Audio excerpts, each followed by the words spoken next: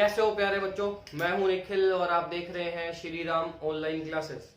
तो प्यारे बच्चों, आज का हमारा जो सेशन है वो कुछ न्यूमेरिक प्रॉब्लम्स पे, आपकी जो प्रैक्टिस प्रॉब्लम है, क्वेश्चंस प्रॉब्लम है सेकंड चैप्टर पे, उन पे रहने वाला है। तो चलिए, कुछ क्वेश्चंस हैं जो एग्जाम में आए हुए हैं, उन क्वेश्चंस पे बात मैं करता हूं।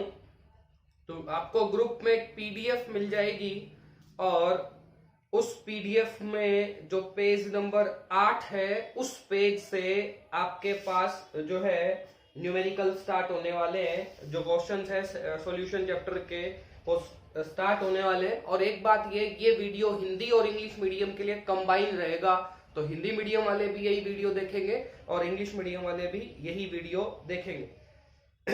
तो पहला क्वेश्चन है 20 ग्राम NaOH is dissolved in 250 ml of solution. Calculate the molarity of that solution.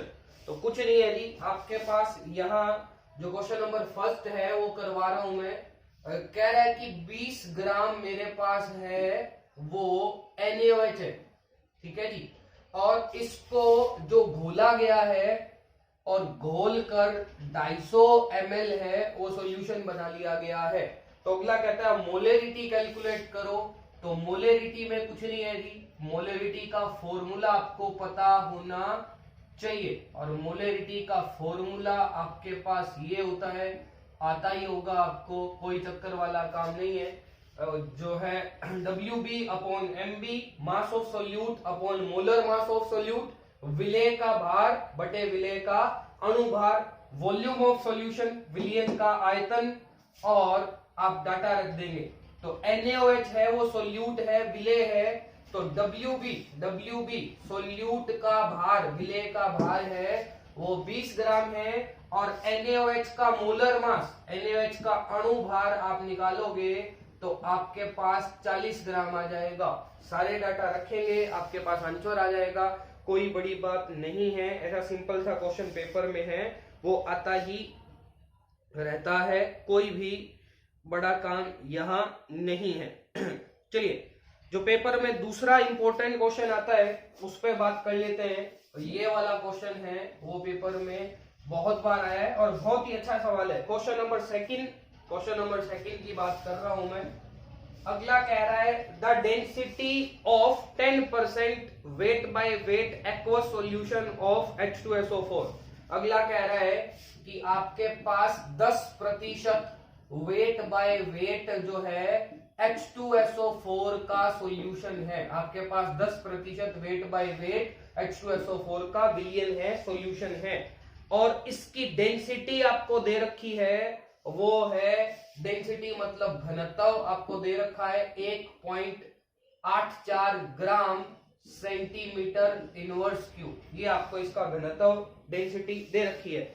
और वो कहता है इसकी मोलेलिटी कैलकुलेट करो। वो कहता है इसकी मोलेलिटी कैलकुलेट करो, इसकी मोललता कैलकुलेट करो। तो कुछ नहीं है प्यारे बच्चों, मोलेलिटी का फॉर्मूला आपको बढ़िया पता होना चाहिए। मेरे पास कोई इलाज नहीं है, वीडियो आपने देखा होगा और मोलेलिटी का फॉर्मूला आपको पता होना चाहिए।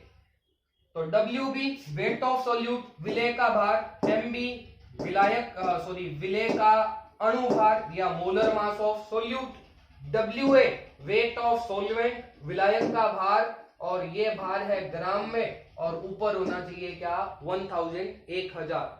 तो इस लाइन का मतलब क्या है, इस लाइन का 10% वेट बाय वेट, इसका क्या मतलब है 10 ग्राम जो H2SO4 है वो 100 ग्राम सॉल्यूशन में, 100 ग्राम विलयन में प्रेजेंट है ना।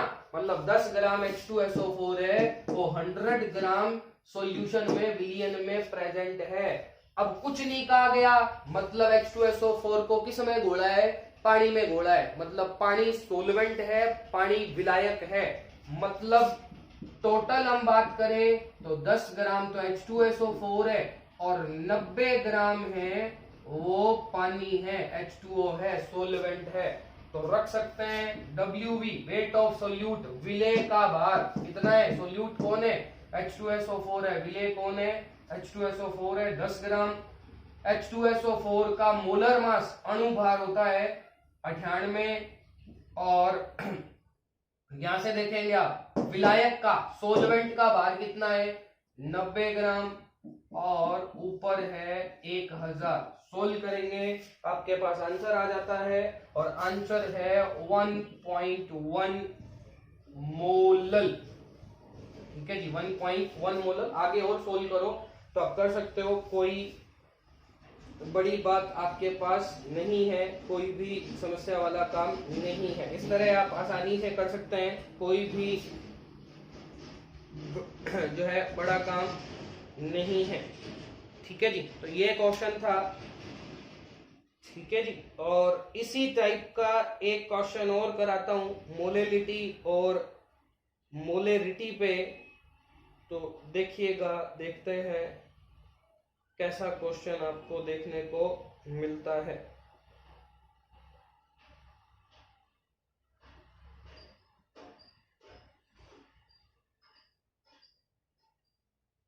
चलिए ये क्वेश्चन करते हैं।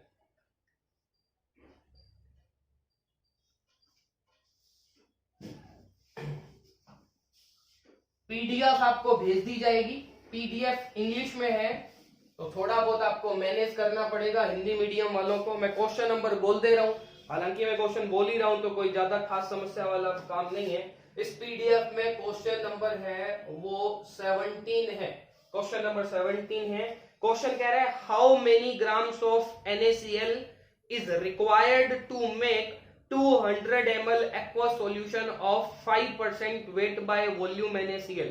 तो अगला कह रहा है कि आपको एक काम करना है, वो काम क्या करना है, आपको 5% वेट बाय वॉल्यूम है वो NaCl का सॉल्यूशन बनाना है, NaCl का सॉल्यूशन बनाना है। कितना, 5% वेट बाय वॉल्यूम। और कितना सॉल्यूशन बनाना है, उस सॉल्यूशन का वॉल्यूम कितना आना चाहिए, 200 ml। कितना आयतन होना चाहिए, 200 ml आयतन, 200 ml वॉल्यूम उसका होना चाहिए। तो बनाने के लिए कितने ग्राम NaCl चाहिए, अगला कह रहा है ये काम करने के लिए कितने gram, how many grams are required, कितने ग्राम NaCl चाहिए। यहां से देखो प्यारे बच्चों, इस लाइन में ही सारा काम छुपा है। 5% वेट बाय वॉल्यूम का मतलब क्या है, अब ये मैं बार बार डिफाइन नहीं करूंगा। 5 ग्राम NaCl है, वो प्रेजेंट है 100 ml सॉल्यूशन में। 100 ml अगर आपके पास विलियन है तो उसमें 5 ग्राम NaCl है, तो कुछ नहीं कह रहा। अगला क्या कह रहा है, कितने ml होना चाहिए विलियन आपके पास सॉल्यूशन, 200 ml। तो ये भी क्या हो जाएगा, डबल हो जाएगा। कितने ग्राम चाहिएगा आपको, 10 ग्राम चाहिएगा, अगर आपको 200 ml सॉल्यूशन आपको बनाना है। तो एज सिंपल एज ये क्वेश्चन है, और आया हुआ है ये क्वेश्चन, और बहुत ही आसान क्वेश्चन, कुछ नहीं करना था। तो इस लाइन का मतलब आपको पता होना चाहिए, आप आसानी से इस तरह के क्वेश्चन हैं वो कर सकते हैं, कोई बड़ी गेम नहीं है। ठीक है जी, चलिए आगे की तरफ बढ़ते हैं। ये सारे पेपर में आए हुए क्वेश्चन करवा रहा हूं जी मैं आपको, तो आगे की तरफ बढ़ते हैं।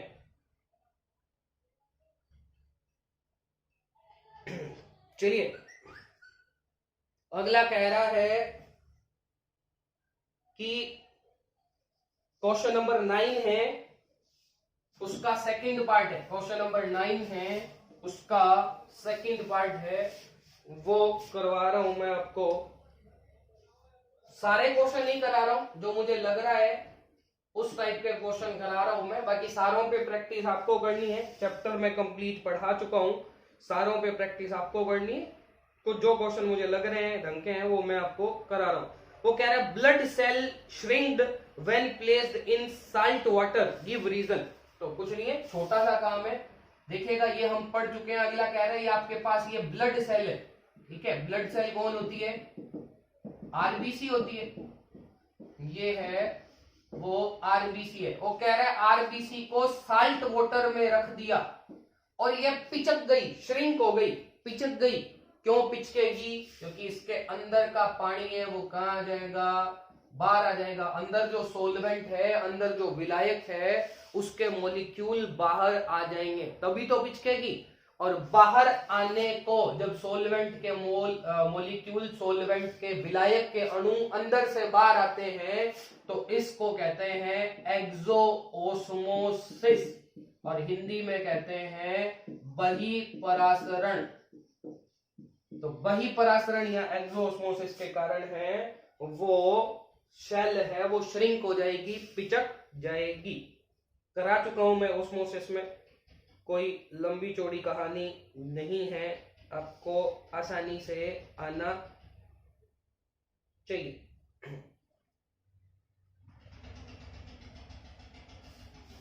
उसके बाद देखिएगा आगे क्या कह रहा है।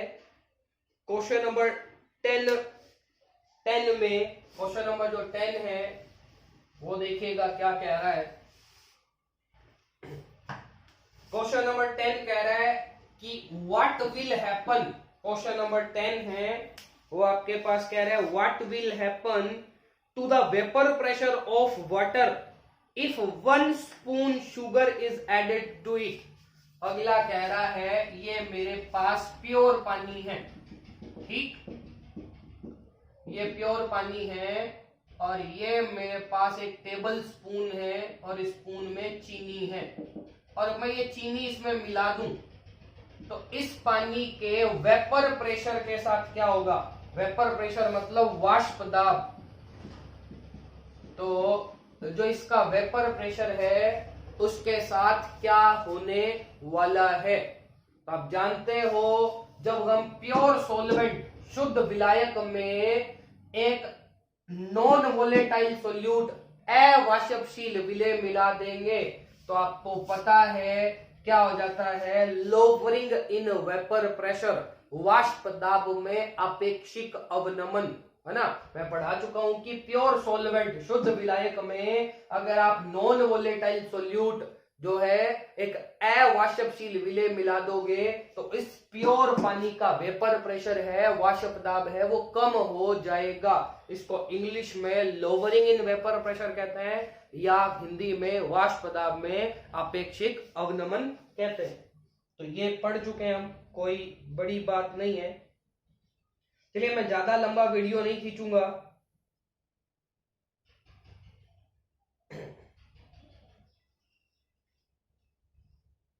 एक दो सवाल और हैं वो करते हैं हम, देखिएगा कैसे सवाल हैं जो बोर्ड में आते हैं, जो बोर्ड में आते हैं और जो आप नहीं कर पाओगे उस सवाल को करते हैं। देखिएगा क्या सवाल है वो। देखिएगा कह रहा है arrange the following solution of equimolar concentration of ascending order of boiling point.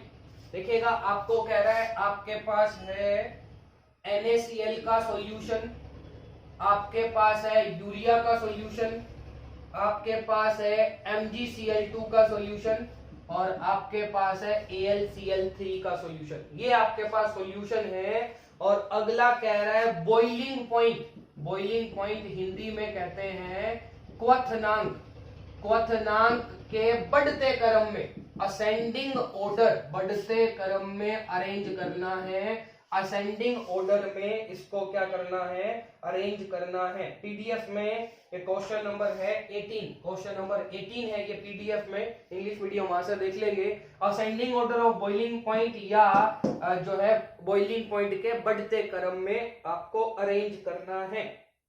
देखिएगा ये सारे हैं वो सोल्यूट हैं, ये सारे सोल्यूट हैं, विलेय हैं, और जब हम इनको प्योर सोलवेंट, शुद्ध विलायक में मिलाएंगे तो आपको पता है बॉइलिंग पॉइंट में एलिवेशन हो जाता है, क्वथनांक में उन्नयन हो जाता है। और आपको पता है बॉइलिंग पॉइंट में एलिवेशन है वो एक कोलिगेटिव प्रॉपर्टी है, अणु संख्यक गुणधर्म है, अणु संख्यक गुणधर्म है, कोलिगेटिव प्रॉपर्टी है एलिवेशन इन बॉइलिंग पॉइंट। क्वथनांक का उन्नयन जो है एक कोलिगेटिव प्रॉपर्टी है या अणु संख्यक गुणधर्म है। और आपको पता है अणु संख्यक गुणधर्म किस पे डिपेंड करते हैं? नंबर ऑफ मोल पे, मोलों की संख्या पे। मतलब इनके मोलों की संख्या जितनी ज्यादा होगी उसका बॉइलिंग पॉइंट उतना ही ज्यादा होगा।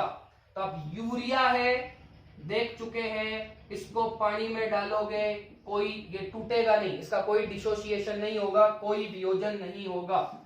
जबकि NaCl को पानी में डालते ही ये 2 मोल में डिसोसिएट हो जाएगा, टूट जाएगा। MgCl2 को डालोगे तो ये 3 मोल में टूट जाएगा। और AlCl3 को डालोगे तो ये 4 मोल में डिसोसिएट हो जाएगा। तो वियोजन के बाद, डिसोसिएशन के बाद जिसके ज्यादा मोल बनेंगे, नंबर ऑफ मोल ज्यादा होंगे, तो अणु संख्यक कोलिगेटिव प्रॉपर्टी भी ज्यादा होगी। तो ज्यादा मोल किसके बन रहे हैं? AlCl3 के बन रहे हैं। तो सबसे ज्यादा बॉइलिंग पॉइंट किसका होगा? AlCl3 का होगा। असेंडिंग ऑर्डर में रखना है। उससे कम 3 मोल बन रहे हैं किसके? MgCl2 के। उससे कम NaCl के। और यूरिया एक ही मोल है, टूटा ही नहीं, तो सबसे कम बॉइलिंग पॉइंट किसका होगा? यूरिया का होगा। तो इस तरह का क्वेश्चन है वो पेपर में पूछा जाता है। आप आसानी से इसको कर सकते हैं, कोई बड़ा बात यहाँ नहीं है। एक लास्ट क्वेश्चन करा रहा हूं मैं आपको। हिंदी मीडियम को फोकस करना है, इंग्लिश मीडियम को मैं ये क्वेश्चन पहले ही करवा चुका हूं। तो इंग्लिश मीडियम भी देख ही ले, अगर नहीं किया इंग्लिश मीडियम ने ढंग से तो आप देख सकते हैं। मैं लास्ट क्वेश्चन करा रहा हूं, देखिएगा।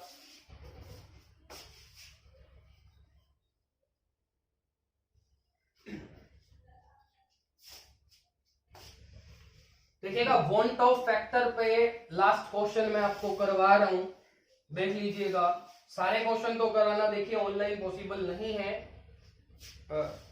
गर्मी भी है और लंबा वीडियो है, बन जाता है तो पॉसिबल नहीं है। देखेगा फिर भी।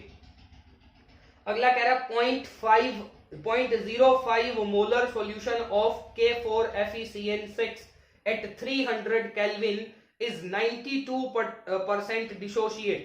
Calculate the osmotic pressure of the solution.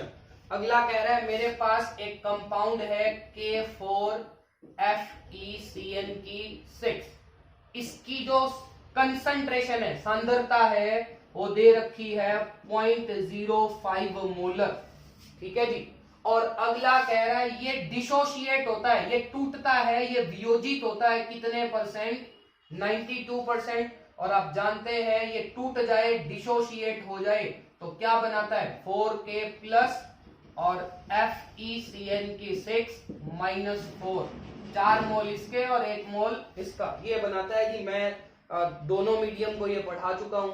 और फिर कह रहा है जी जो टेम्परेचर है, आपको जो टेम्परेचर है वो दे रखा है 300 केल्विन, और आपको कैलकुलेट करना है पाई, ऑस्मोटिक प्रेशर, हिंदी वाले कहते हैं परासरण दाब, है ना, ये कैलकुलेट आपको करना है। तो प्यारे बच्चों एक बात आप जानते हो, जब डिसोसिएशन की बात करें, वियोजन की बात करें, तो पाई का फॉर्मूला CRT नहीं रहता, क्या हो जाता है? आप अच्छे से जानते हो पाई का फॉर्मूला क्या हो जाता है? ICRT हो जाता है ना। और हमें C सांद्रता, कंसंट्रेशन, ये रही पता है 0.05, R पता है रख लोगे, T टेम्परेचर पता है रख लोगे, क्या नहीं पता?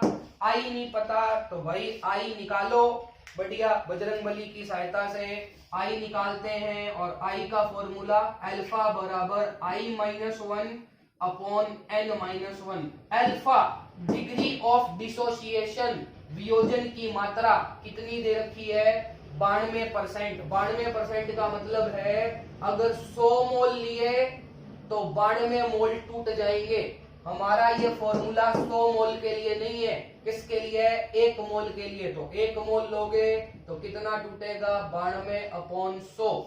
तो यहाँ क्या रखेंगे हम, अल्फा का वैल्यू 92/100, क्योंकि ये फॉर्मूला 1 मोल के लिए है, 100 मोल के लिए नहीं है। डेरिवेशन हमने 1 मोल के लिए किया था, 100 मोल के लिए नहीं किया था। लेकिन 92% का मतलब 100 लिए तो 92 टूट गए, 92 डिसोशिएट हो गए।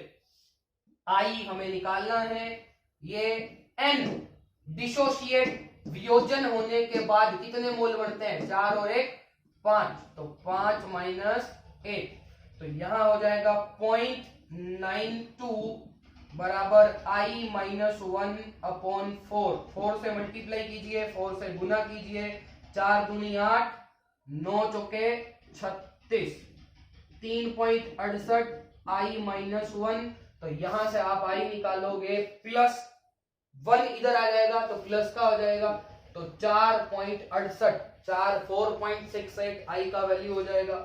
पाई निकालो जी, I का वैल्यू कितना है 4.68, C का वैल्यू कितना है 0.05, R का वैल्यू कितना होता है 0.0821 और T का वैल्यू कितना है 300 है। तो आप इसको इजीली सॉर्ट आउट कर सकते हैं, कोई भी समस्या वाला काम नहीं है। मैं रफ कैलकुलेशन कर रहा हूं, रफ कैलकुलेशन का मजा दिखाते हैं आपको। देखिएगा ये 300 है, यहां से 200 पुट कीजिए तो ये क्या हो जाएगा, ये हो जाएगा 8.21, ये हो जाएगा 3, ये हो जाएगा 0.05 और ये है 4.68। इसको मैं 5 मान रहा हूं, है ना, ये 5 से थोड़ा कम है, ये 8 से थोड़ा ज्यादा है। इसको 5 मान लेते हैं और इसको 8 मान लेते हैं, इसको थोड़ा ज्यादा, इसको थोड़ा कम, ओके नो इश्यू।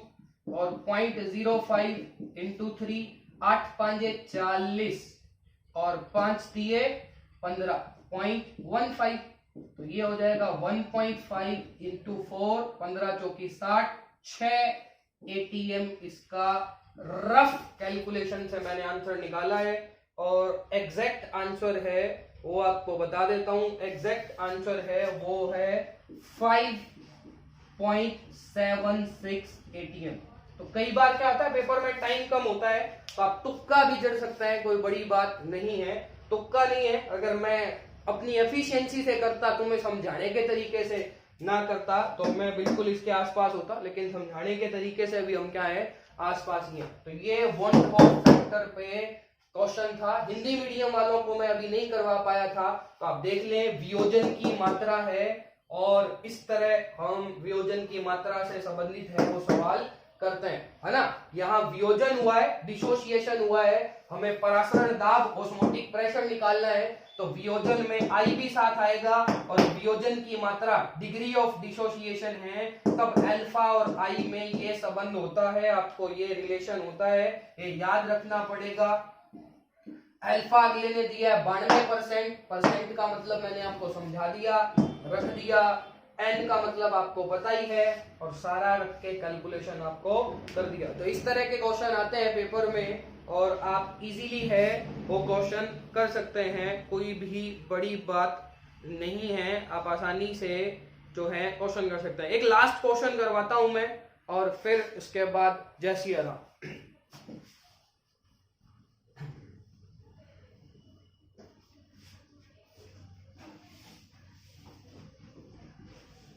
चलिए लास्ट क्वेश्चन करते हैं हम, देखिएगा वो कह रहा है 22 ग्राम ऑक्जेलिक एसिड जो है 22 ग्राम ऑक्जेलिक एसिड है dissolved in 100 ml solution, if the density of this solution is 1.1 gram litre inverse, then find out the mass percentage of oxalic acid. देखिएगा अगला कह रहा है आपके पास कि 22 ग्राम आपके पास है वो है oxalic acid, 22 gram oxalic acid है और ये घुला है 100 ग्राम 100 ml सॉल्यूशन में, मतलब जो वॉल्यूम है आयतन है वो आपको दे रखा है सॉल्यूशन का कितना 100 ml, और इस सॉल्यूशन का, इस विलयन का घनत्व डेंसिटी को डी से दिखाते हैं, वो दे रखी है आपको 1.1 ग्राम पर लीटर, ठीक है जी, 1.1 ग्राम पर लीटर दे रखी है और आपको मास परसेंटेज कैलकुलेट करना है, मतलब आपको percentage weight by weight calculate करना है। ठीक है जी, तो कोई समस्या वाला काम नहीं है मेरे हिसाब से। परसेंटेज वेट बाय वेट का मतलब क्या होता है, जरा सोचिएगा कि आपको ये देखना है परसेंटेज, इसके आगे तो कुछ नहीं है ना। जैसे हम कहते हैं, जैसे मेरे पास देखो 5% वेट बाय वेट का मतलब क्या है, 5 ग्राम, अगर वेट बाय वेट ऑक्जेलिक अम्ल होता, ऑक्जेलिक एसिड होता, तो 5 ग्राम ऑक्जेलिक एसिड किस में होता, 100 ग्राम सॉल्यूशन में। यस और नो? अगर मैं कहता कि 5% weight by weight oxalic acid है, तो मैं लाइन लिखता कि 5 ग्राम ऑक्जेलिक एसिड है किसमें, 100 ग्राम सॉल्यूशन में, 100 ग्राम मिलियन में। लेकिन मेरे को तो कैलकुलेट करना है ना कितना है, कितना वेट बाय वेट है, मतलब यहां क्या होना चाहिए, x, पता ही नहीं है। मतलब मुझे कैलकुलेट करना है कि कितने ग्राम ऑक्जेलिक एसिड है 100 ग्राम सॉल्यूशन में, मुझे तो ये कैलकुलेट करना है कितने ग्राम है ना। ये छोड़ लो, चलिए तो इसी को देख लेते हैं कि कितने ग्राम है। आपको दे रखा है डेंसिटी है 1.1 ग्राम पर लीटर, है ना। देखिएगा डेंसिटी का फॉर्मूला आप सब जानते हैं, डेंसिटी बराबर होता है मास ओवर वॉल्यूम, है ना। तो मास आ जाएगा डेंसिटी इनटू वॉल्यूम। वैसे ये क्वेश्चन गलत है, इस क्वेश्चन में थोड़ा सा करेक्शन होना चाहिए था, ये क्वेश्चन गलत है। यहां आएगा पर एमएल, यहां आएगा पर एमएल।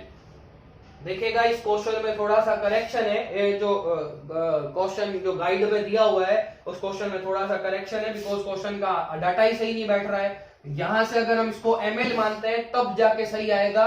ये डाटा है 1.1 ग्राम पर एमएल और वॉल्यूम कितना है आपके पास, 1000 ml। तो ml से ml कैंसिल, 1000 को मल्टीप्लाई करेंगे तो क्या आ जाएगा, 1100 ग्राम आ जाएगा। ये सही है ना।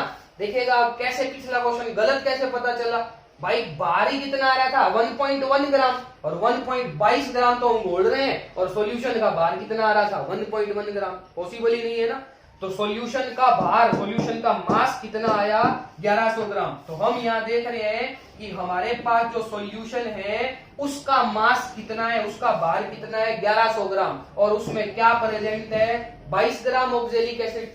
तो अगर ये सॉल्यूशन 1 ग्राम होता तो ऑक्जेलिक एसिड कितना होता 22/1100, और मुझे कितने में कैलकुलेट करना है 100 ग्राम में। अगर ये सॉल्यूशन होता 100 ग्राम तो कितना होता 22/1100 इंटू 100, 0 से 0 कैंसिल, 11 2 22, मतलब मेरे पास आ जाता कितना 2%। तो आंसर यहाँ क्या आ जाता 2, मतलब 2% वेट बाय वेट आपके पास आ जाता।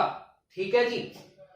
अब कुछ ज्ञानी ध्यानियों को समझ में नहीं आया, है ना, मेरी तरह ज्ञानी कम है वो, तो उन ज्ञानियों के लिए, उन ज्ञानवर्धक लोगों के लिए, है ना, इसका फॉर्मूला लगा लेते हैं। और तो क्या करें, हम बजरंग बली की सहायता से इसका फॉर्मूला लगाते हैं। फॉर्मूला क्या है, मास ऑफ सॉल्यूट, हिंदी वाले ध्यान देना, विलेय का भार अपॉन मास ऑफ सॉल्यूशन, विलियन का भार गुणा में 100। ये फॉर्मूला है, कॉपी में भी लिखाया है। तो मास ऑफ सॉल्यूट, विलेय का भार, सॉल्यूट का मास कितना है, किसको घोला है, जिसको घोला है वो सॉल्यूट है, कितना है 22 अपॉन मास ऑफ सॉल्यूशन, विलियन का भार, विलियन का भार कितना आया 1100 गुणा 100, आंसर क्या आया 2% वेट बाय वेट। ओके, तो चाहे आप दिमाग लगा के कर लीजिए, चाहे आप फॉर्मूला लगा के कर लीजिए, बात एक ही है ना। चाहे कहीं सो जाओ, ऊंधे सो जाओ, सीधे सो जाओ, पेट बीच में ही आएगा। ओके, तो ये आपके पास न्यूमेरिक प्रैक्टिस भी हो गई। मेरी तरफ से सेकंड चैप्टर कंप्लीट खत्म है। फिर भी आपको कहीं समस्या है तो आप मेरे को पर्सनली मैसेज करके, कॉल करके अपना डाउट है वो क्लियर कर सकते हैं। चलिए, धन्यवाद।